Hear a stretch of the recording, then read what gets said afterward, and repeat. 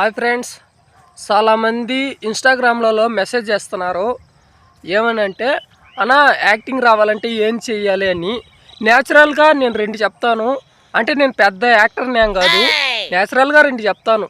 అంటే నేను తెలుసుకున్నాను కాబట్టి రెండు చెప్తాను. ఏంటంటే ఫస్ట్ వచ్చేసి ఫేస్ ఎక్స్ప్రెషన్స్ రావాలి అంటే మనం ఎక్సర్సైజ్ చేయాలి.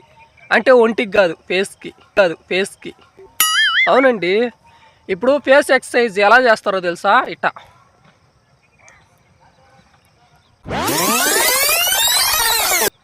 ఇట్లా చెయ్యాలి.